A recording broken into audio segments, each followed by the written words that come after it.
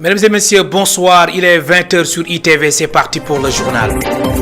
À la une de l'actualité ce soir, publication des rapports de l'OFNAC et de la Cour des comptes, le président de la coalition sénégalaise des défenseurs des droits humains et par ailleurs directeur exécutif d'Amnesty International, section Sénégal, se veut clair.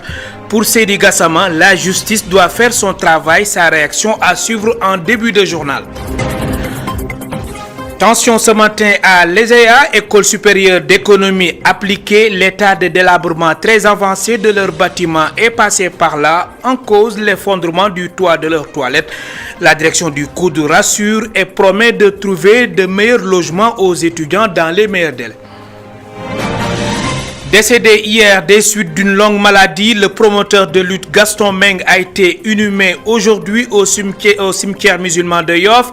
La levée du corps s'est tenue à l'hôpital principal de Dakar. Parents, amis, collaborateurs et lutteurs, tous sont venus rendre un dernier hommage à celui que l'on surnommait le Don King de l'arène sénégalaise.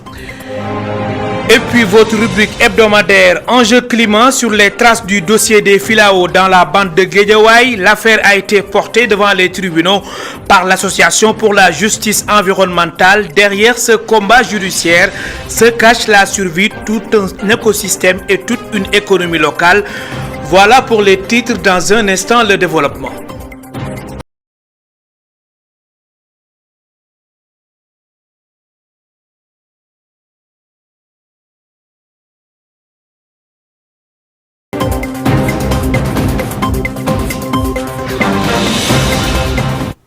Bonsoir et bienvenue. La protection des défenseurs des droits de l'homme au menu d'une session de réflexion et de formulation des propositions en vue d'une loi inclusive. La session s'est déroulée en présence des acteurs concernés par l'adoption des textes juridiques, n'est-ce pas, Aïssatouka? Le cadre d'une initiative de la famille des défenseurs des droits humains, les organisations de la société civile plaident pour l'adoption d'une loi pour garantir la sécurité des défenseurs des droits humains, notamment des lanceurs d'alerte. Nous avons enclenché un processus qui dure maintenant un peu plus de 5 ans, un processus visant à faire adopter au Sénégal une loi de protection des défenseurs des droits humains. Et pendant les discussions autour de cette loi que nous avions eu donc à élaborer, l'idée d'avoir une loi commune qui prenne en même temps en compte les lanceurs d'alerte. Les acteurs de la société civile comptent rencontrer le gouvernement pour présenter cet avant-projet. Cet avant-projet de loi qui a été préparé, que l'on puisse échanger dessus, que l'on puisse partager dessus, que l'on puisse intégrer toutes les recommandations possibles, de sorte qu'on puisse rencontrer le gouvernement pour que sur cette question-là aussi, que l'on puisse apporter notre contribution pour pouvoir avancer, aller vers une loi qui soit votée à l'Assemblée. À l'issue de cette session de partage, les défenseurs des droits de l'homme plaident pour des réformes majeures et profondes afin d'assurer sécurité et protection aux défenseurs des droits humains. Publication des rapports de l'OFNAC et de la Cour des comptes, le président de la coalition sénégalaise des défenseurs des droits humains est catégorique. Pour Seydi Gassama, la justice doit tout simplement faire son travail. Je vous propose de l'écouter. Ces propos sont recueillis par Aïssatouka et Augustin Mandang. Les rapports doivent être transmis au procureur. Et c'est au procureur, évidemment, de les étudier. Et s'il y a nécessité de poursuivre, de poursuivre. Il faut que le procureur puisse faire son travail sans aucune interférence de l'État. Et c'est la promesse que le nouveau gouvernement nous a faite, c'est de ne pas interférer avec les procédures judiciaires. Donc nous attendons à ce que ces rapports ne finissent pas dans les tiroirs ou que les nouvelles justices ne mettent pas le coude sur ces rapports, mais qu'ils les transmettent à la justice. Il appartient à la justice de faire son travail. S'il y a des personnes qui ont commis des infractions suffisamment graves pour être poursuivies, qu'ils soient poursuivis. Parce qu'on ne peut plus continuer dans ce pays à accepter que dans les ressources publiques soient gérées comme des patrimoines propres par ceux à qui on les a confiés. À l'ESEA, École supérieure d'économie appliquée, les étudiants sont très inquiets de l'état de délabrement très avancé de leur bâtiment en cause l'effondrement du toit de leur toilette. 13 ans verve les étudiants dénoncent le non-respect de l'accord entre la direction du COUD et les étudiants qui déplorent cette situation, n'est-ce pas, Mamseno Babou?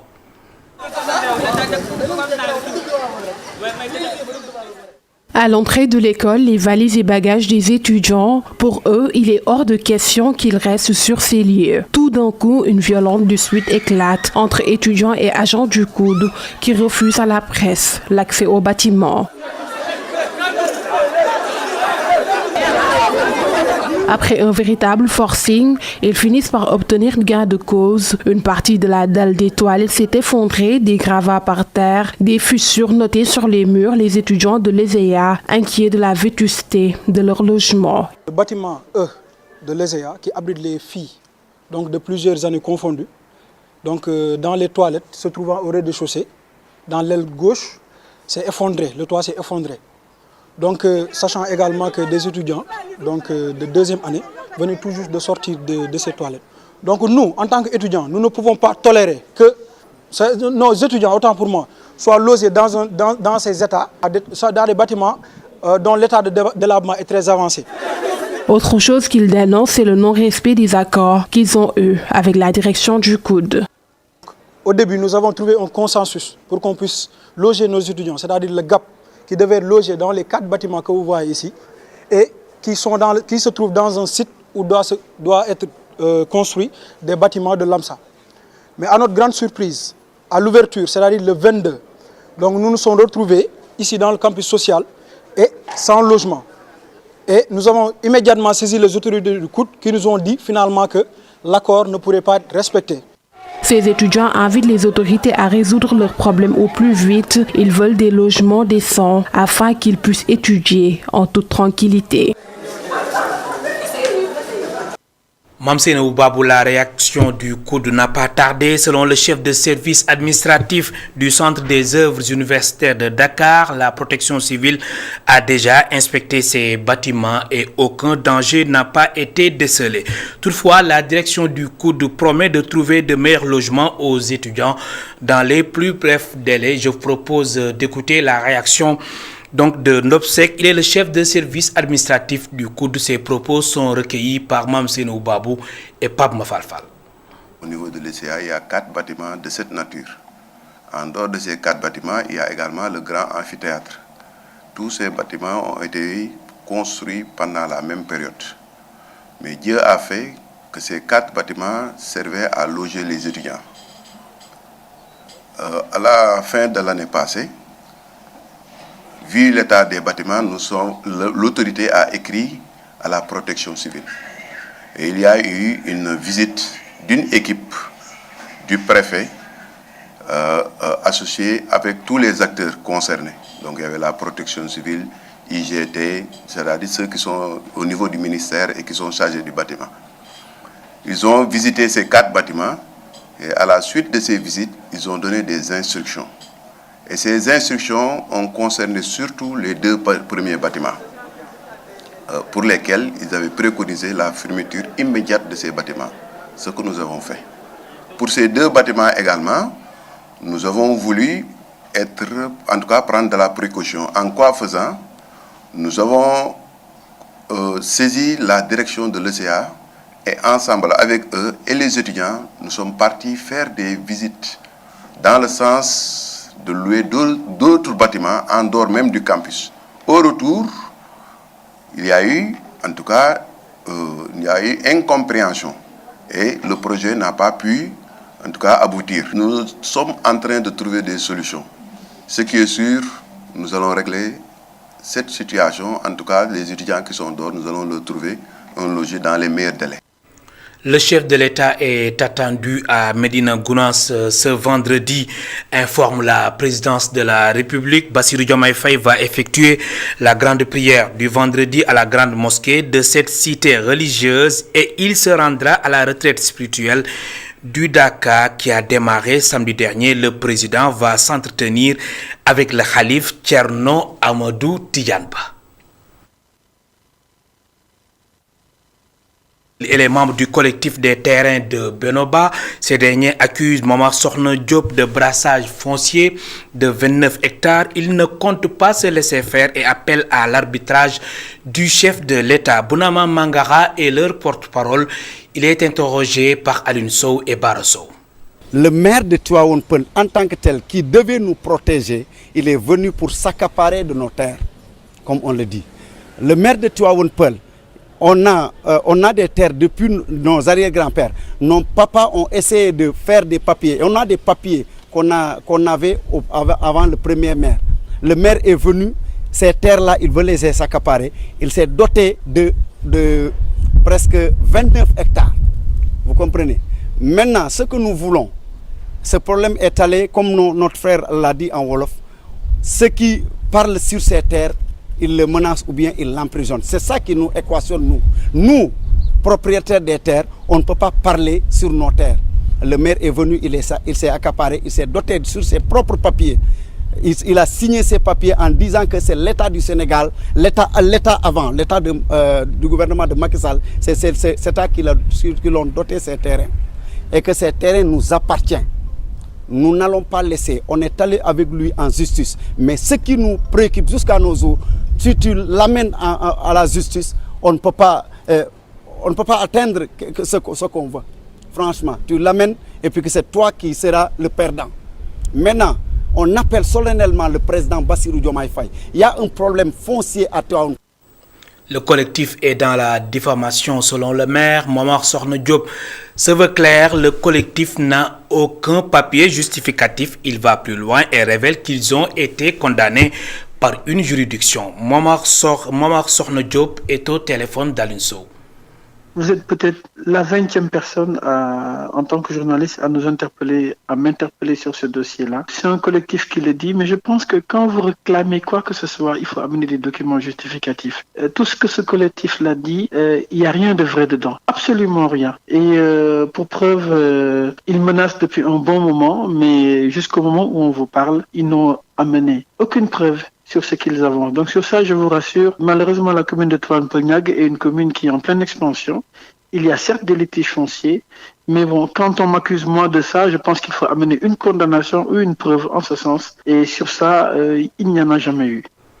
Décédé hier des suites d'une longue maladie, le promoteur de lutte Gaston Meng, inhumé aujourd'hui au cimetière musulman de Yoff. La levée du corps s'est tenue à l'hôpital principal de Dakar. Parents, amis, collaborateurs et lutteurs, tous sont venus rendre un dernier hommage à celui que l'on surnommait le Don King de l'arène sénégalaise, Abraham Poulpouy. De la tristesse sur les visages, un dernier hommage rendu à Gaston Mbengue. Le monde de la lutte, du football, de la culture et de la politique ont assisté à la cérémonie de levée du corps. Le chef de l'État Bassirou Diomaye Faye, représenté par son chef de cabinet, qui a présenté les condoléances du peuple sénégalais à la famille éplorée.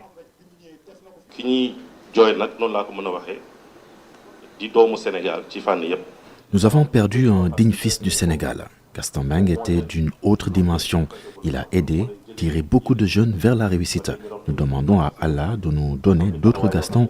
Nous prions pour le repos de son âme.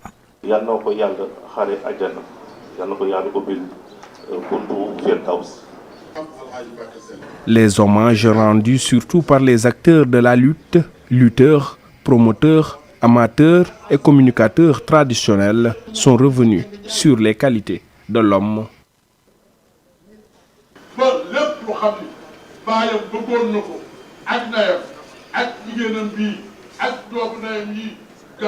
Il était dans le droit chemin, le travail son levier. Gaston était plus qu'un promoteur de lutte. Son homonyme était un érudit de la Tidjania, un proche de Serigne Babacar Sy. Un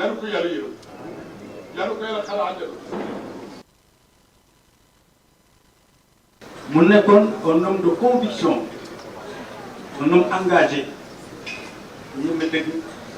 Il était un homme de conviction, un homme engagé, je le connais très bien.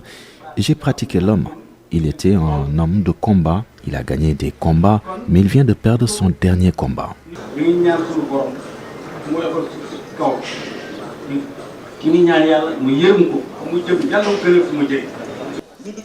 Des prières formulées pour le repos éternel de Gaston Mbengue après la levée du corps, direction les cimetières musulmans de Yoff pour l'inhumation.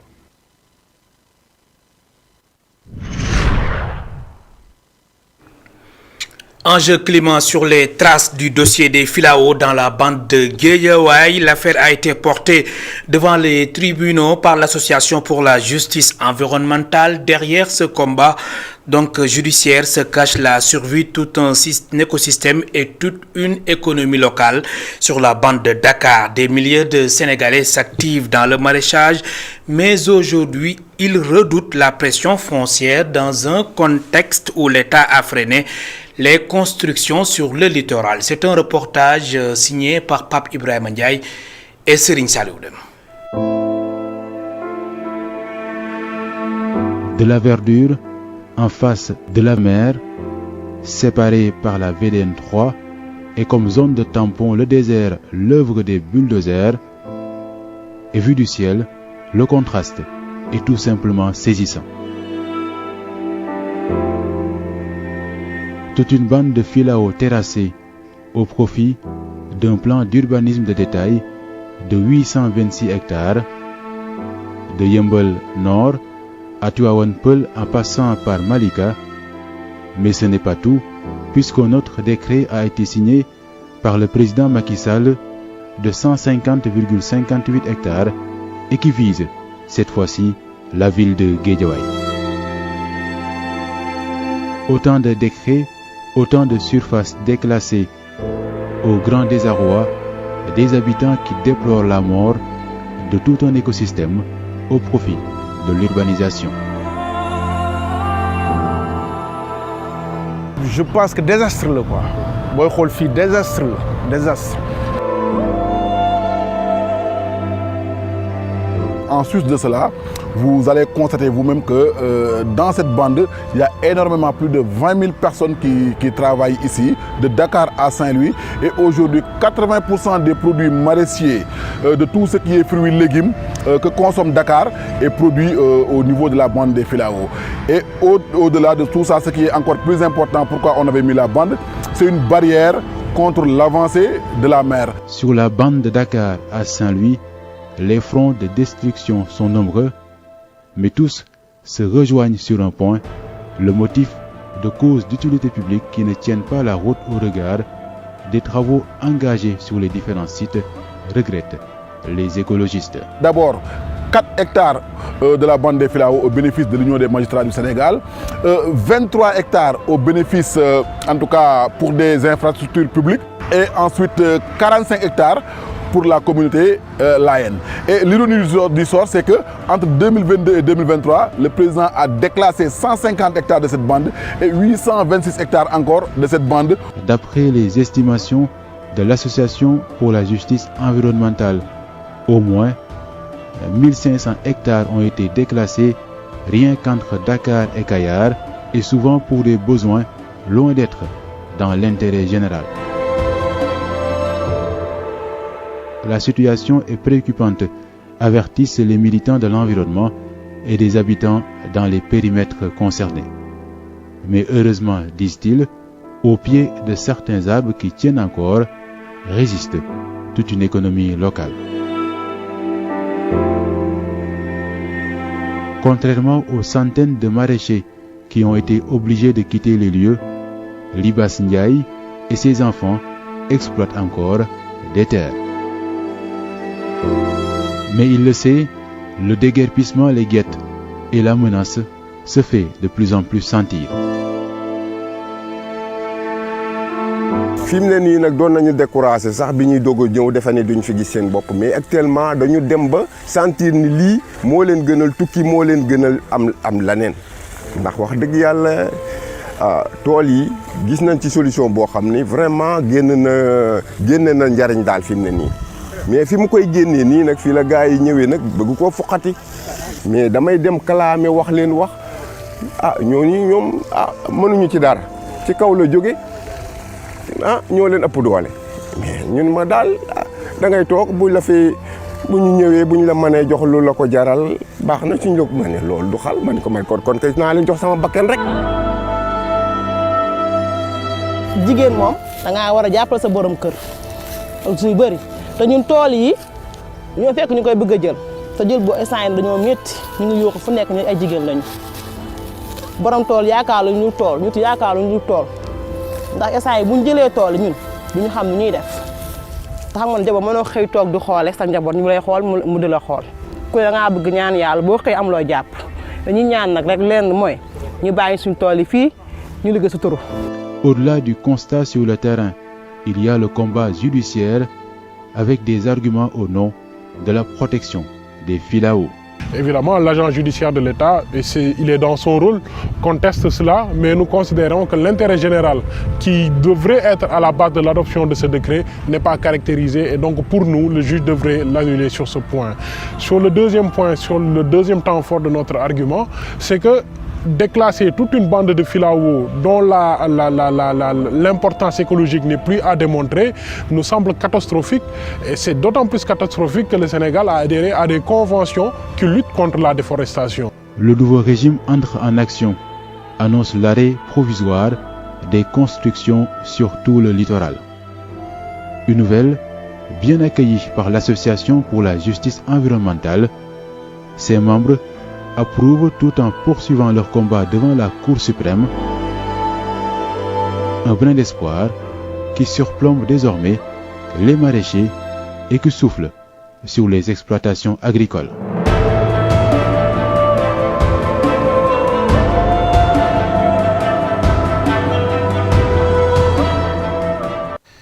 Pape Ibrahima Ndiaye, merci. Rendez-vous jeudi prochain, Inch'Allah. Fin de ce rendez-vous avec l'actualité sur ITV.